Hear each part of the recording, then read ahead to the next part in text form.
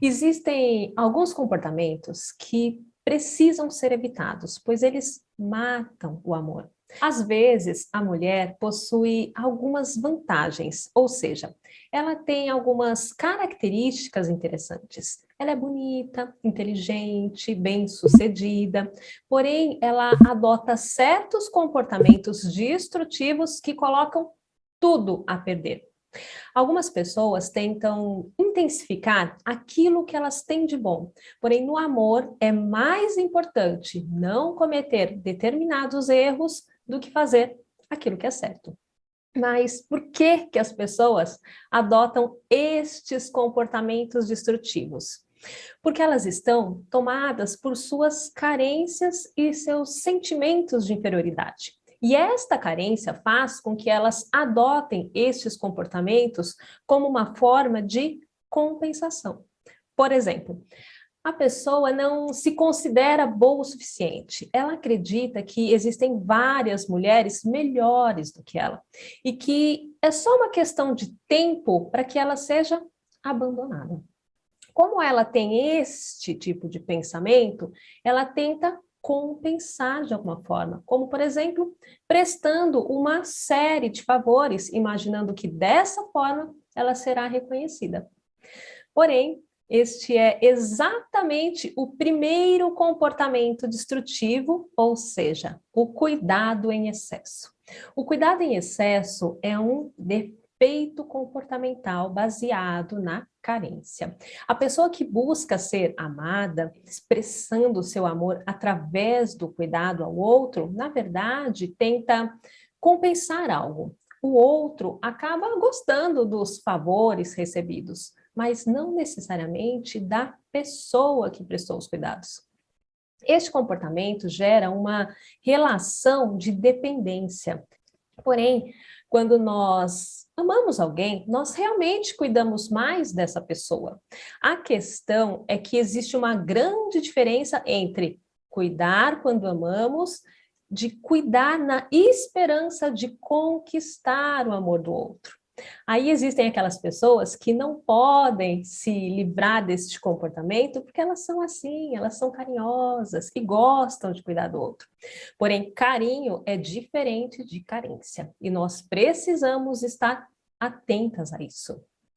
No começo da relação, a pessoa que presta cuidados em excesso pode até receber os agradecimentos por aquilo, mas com o tempo ela deixa de ser reconhecida. Aqueles favores passam a ser percebidos pelo outro como obrigações. Com isso, ela passa a fazer ainda mais, esperando voltar a receber o reconhecimento que tinha inicialmente, o que normalmente não acontece. A pessoa que se doa cria um vínculo muito mais forte do que aquela que é cuidada. Com isso, ela fica cada vez mais envolvida, cada vez mais presa ao outro. O cérebro entende que ela cuida porque ela gosta dele, porque ele é importante para ela. Ou seja, enquanto uma está programada para doar, o outro está programado para receber. É como um filho mimado. A mãe, ela faz cada vez mais com a intenção de agradar, ou para tentar compensar a sua ausência, caso ela trabalhe fora. Ela faz porque ama o filho. Porém, o filho, muitas vezes, se torna cada vez mais tirânico. Ele passa a acreditar que a mãe tem obrigação de fazer e ele tem o direito de receber.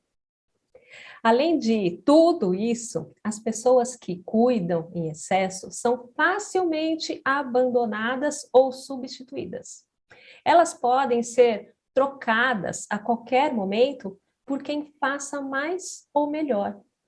E aí fica aquele sentimento de frustração de alguém que cuidou tanto do outro que esqueceu de si mesma. E é exatamente o fato dela ter se esquecido dela mesma que faz com que ela perca. A pessoa que cuida em excesso tem uma forte tendência à maternidade. E com isso, o outro passa a desmerecer não apenas as suas ações, mas a pessoa. Ele passa a vê-la com menos valor e por isso ele perde o interesse.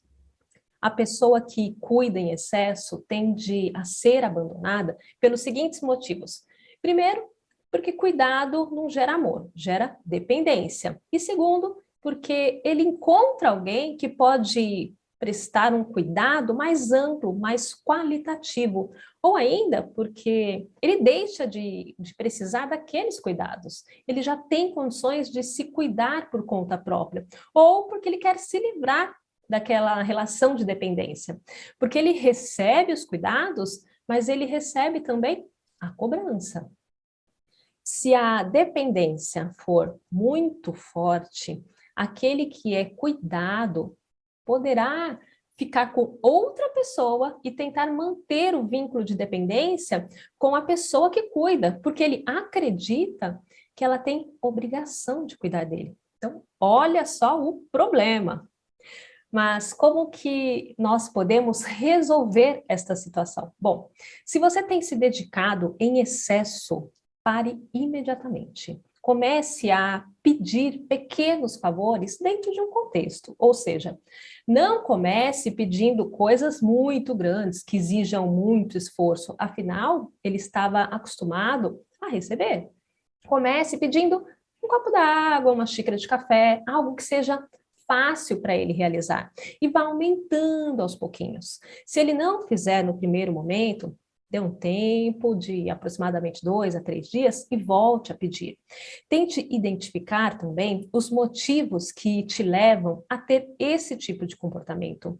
O cuidado em excesso é um erro e não deve ser praticado. A regra é utilizar a lei do merecimento. Segundo comportamento destrutivo é dar conselhos em excesso. A pessoa que dá conselhos em excesso também tem, tá, de certa forma, cuidar do outro. Porém, ela faz isso através de conselhos e dicas. Os conselhos em excesso podem trazer 2 problemas. O primeiro é que a pessoa passa a ser percebida como chata e inconveniente, quando aquele que recebe o conselho não reconhece autoridade nela para falar sobre aquele determinado assunto. Para piorar, a conselheira tende a falar de forma detalhada, minuciosa, ela repete várias vezes e dá conselhos que não foram pedidos. O segundo problema é quando quem recebe o conselho reconhece a autoridade e a opinião daquela que dá o conselho. Ele fica muito grato, porém, a relação começa a dessexualizar. Ela passa a ser vista como amiga, irmã, terapeuta, coleguinha. Existe carinho entre eles, porém, a tensão sexual diminui drasticamente. E em uma relação, nós não devemos nos revelar completamente. É bom gerar um pouco de mistério, um pouco de tensão. Se o seu propósito é namorar, casar, é bom ficar atento a isso. E como que nós resolvemos a questão dos conselhos em excesso? Primeiro avalie quanto do seu tempo você passa dando conselhos. Dê conselhos à medida que o outro pedir e de forma breve. Caso a relação já tenha fraternalizado, será preciso trabalhar a tensão sexual, ou seja, instigar, provocar o desejo do outro sem chegar às vias de fato. Outro comportamento destrutivo é o controle em excesso. O sentimento de insegurança faz com que a pessoa sinta que ela não merece. Se ela não merece, ela corre o risco de perder a qualquer momento. Logo, ela tenta evitar a perda controlando. Mas como que ela controla? Fiscalizando, olhando se ele está online, fazendo perguntas intermináveis, inclusive a respeito de outras pessoas. A pessoa imagina que está no controle, porque ela é esperta, ela está monitorando o outro, que não terá como fazê-la de boba. Porém, ela passa a ser vista como fraca e como motivo de infelicidade. Além disso, ela se torna cada vez mais serva do outro. E a tendência é que ele sinta vontade de se afastar. Mais importante é que o outro te veja bem, que ele sinta que é prazeroso estar com você. Nós precisamos ter em mente que a dependência, a insegurança exagerada, o negativismo são comportamentos doentios. Se a desconfiança é muito grande, termina. Não fique invadindo a privacidade da outra pessoa. Cada um deve ser responsável por si. Quem menos tem controle sobre a própria vida são as pessoas que mais querem monitorar a vida dos outros. E este comportamento acaba gerando desprazer. A pessoa que controla é associada à infelicidade e normalmente ela pensa que não será feita de besta e com isso fica o tempo todo tentando controlar os passos da pessoa que está com ela. Monitorando o celular, o Facebook, quer saber com quem ele fala, que horas sai, que horas chega, onde estava. E isso gera um cansaço, um desconforto, um desprazer. E o que a gente procura em uma relação? Nós procuramos prazer. E como resolver a questão do controle? Parando imediatamente de tentar controlar o outro, deixando ele livre. Nós precisamos ter consciência que algumas coisas nós não temos como controlar. Se o outro decidir ir embora ou fazer algo errado, ele vai fazer. Além disso, nós devemos querer ter ao nosso lado quem quer estar e não alguém que nós precisamos nos esforçar ou lutar demais para ter. E caso o rompimento já tenha ocorrido, às vezes a situação pode ser irreversível, a depender do nível de gravidade desse controle. Será necessário um afastamento, uma mudança de postura e às vezes até uma mudança das características físicas, para que ele não relacione a sua imagem a algo ruim. Ou seja, é muito melhor evitar. O quarto comportamento destrutivo é a dependência em excesso. Em todos os comportamentos anteriores, existe a dependência, porém aqui a tônica é a própria dependência, ou seja, a controladora é vista como fraca, a conselheira é vista como amiga ou como uma pessoa chata. A cuidadora é vista como alguém de quem se depende, e a dependente é vista como dependente, inferior e submissa.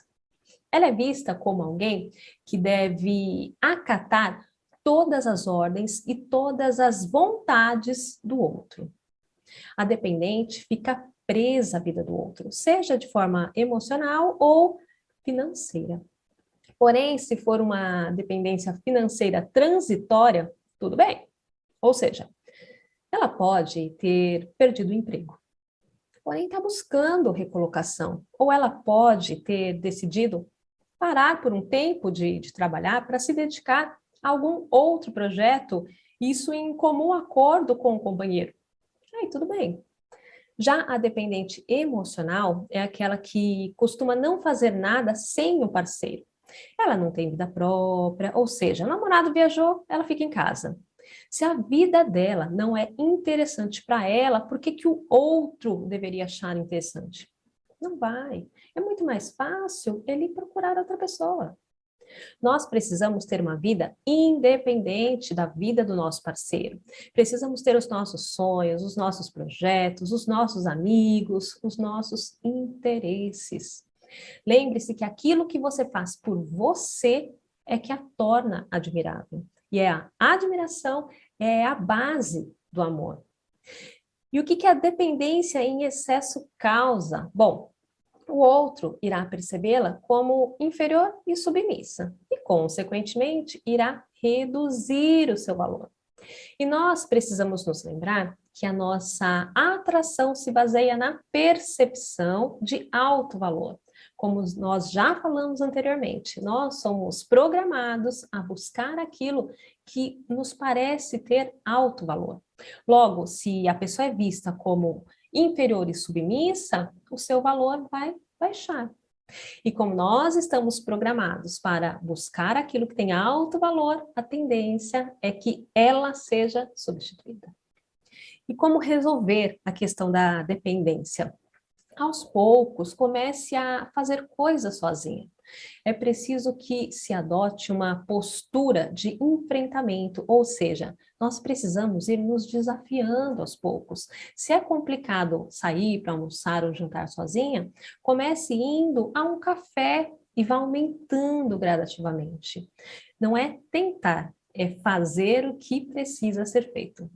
E para terminar essa aula, nós precisamos ter clareza de que a culpa não é do outro. Quem sofre sempre é o culpado, nem que seja por se manter naquela situação. Se tem filhos, é mais uma razão para sair, para ser um exemplo de independência e de força para os filhos. Quando a pessoa se empenha, ela consegue. Um super beijo e até a próxima aula.